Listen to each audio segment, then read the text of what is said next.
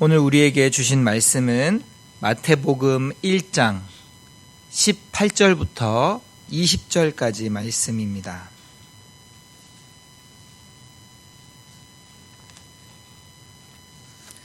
마태복음 1장 18절부터 20절까지 말씀입니다.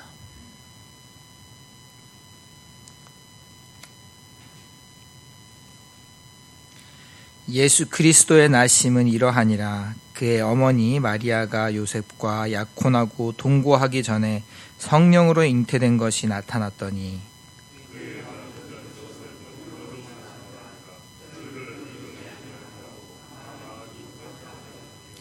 이 일을 생각할 때 주의 사자가 현몽하여 이르되 다윗의 자손 요셉아, 내 아내 마리아 데려오기를 무서워하지 말라. 그에게 잉태된 자는 성령으로 된 것이라. 아멘. 오늘 본문은 예수님의 육신의 아버지 요셉에 대한 말씀입니다. 요셉의 아내 마리아는 요셉과 결혼을 하기로 하고 결혼을 앞두고서 임신을 하게 됩니다.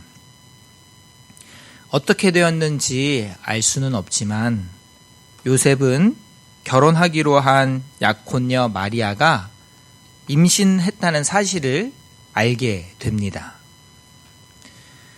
지금 우리 성경에는 18절에서 마리아가 요셉과 약혼하고 라고 그렇게 기록되어 있습니다. 약혼하고라고 기억되어 있는데 사실 우리 말로는 정혼에 가깝다고 할 수 있습니다. 우리가 사실 지금은 약혼과 정혼이 크게 구분 없이 사용되고 있고 사전적으로도 크게 다른 것은 없습니다. 우리말로 약혼하고라고 번역된 이 말은 원래 헬라어 무네스튜테이세스라는 단어로 남자와 여자의 계약 관계를 나타내는 단어입니다. 당시 유대 사회에서는 남자와 여자가 혼인하기 이전에 정식으로 정혼식을 진행하므로 남자에게 여자에 대한 법적인 권리를 부여했습니다. 더욱이 공식적으로 이혼 절차와 같이 이 정혼을 파기하는, 약혼을 파기하는 그러한 절차가 필요로 하는 그런 계약 관계입니다. 그러니 이러한 정혼한 관계, 약혼한 관계에서 마리아가 임신을 했다는 것은 약혼을 파기하는 정당한 사유가 되는 것만이 아니라 잘 알고 있는 대로 간음죄로 낙인되어서 율법에 따르면 돌에 맞아 죽는 처벌을 받을 수도 있었습니다. 오늘 본문 말씀은 성탄절 절기에는 자주 접하게 되는 말씀이고 또한 신약 성경을 읽기로 마음을 먹는다면 마태복음부터 시작하며 아마도 매우 익숙하게 우리가 접하는 그러한 말씀입니다.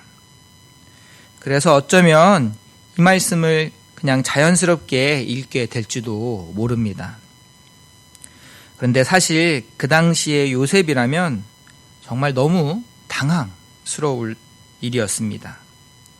정말 우리 자신이 요셉이 되어본다고 생각해 보시면 우리가 살아가면서 경험할 수 있는 많은 어려움과 문제들 중에서 정말 이와 같은 사건만큼 충격적인 그런 큰일은 별로 없을 것입니다.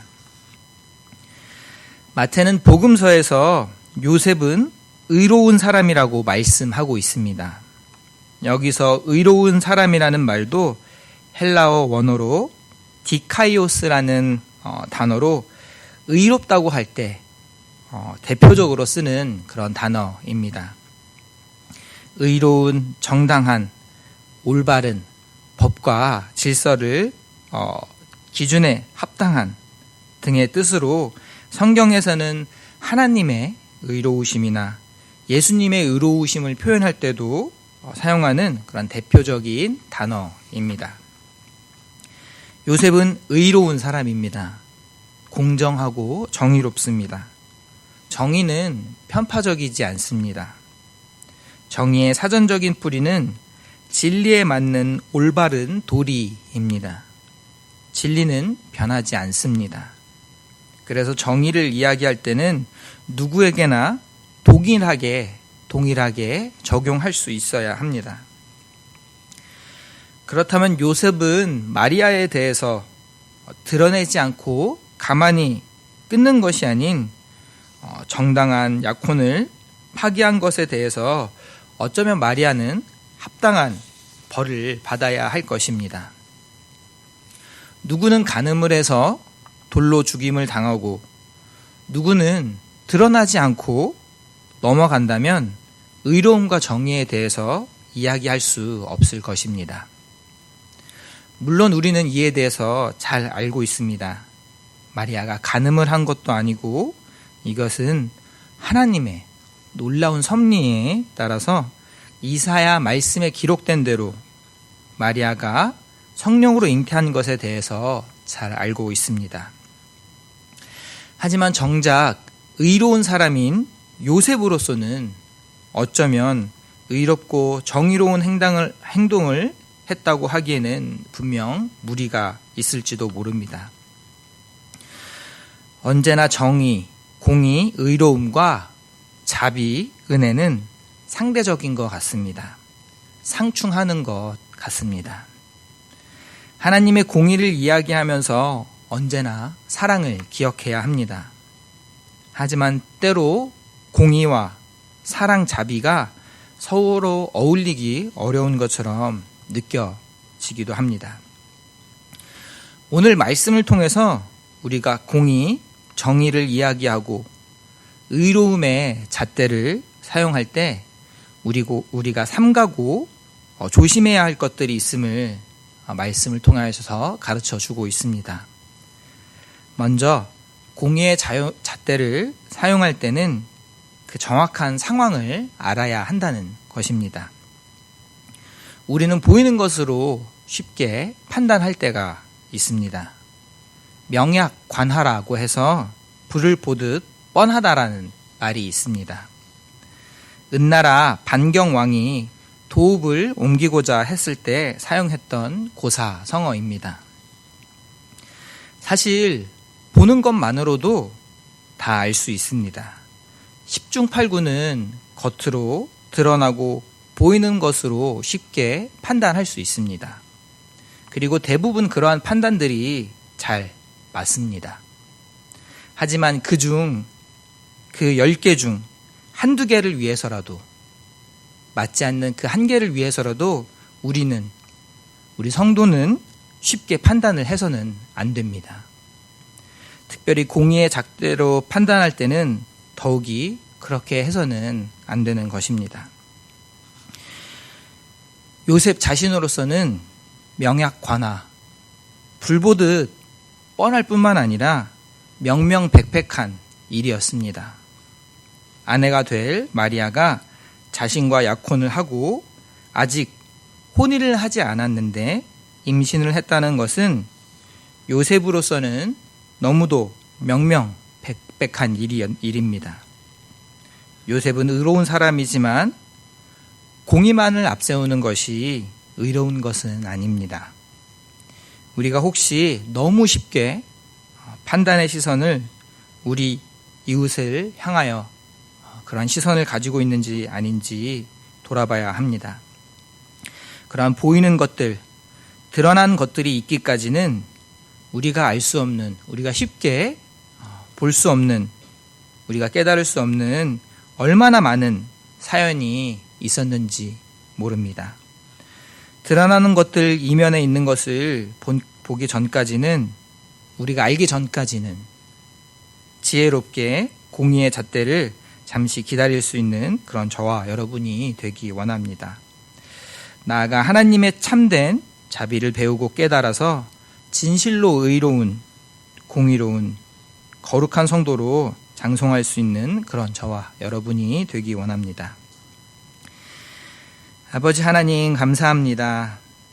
우리가 언제나 우리에게 잘못한 사람을 용서하여 준 것 같이 우리 죄를 용서해 달라고 간구하고 고백하지만 여전히 부족한 우리 스스로를 돌아보게 됩니다.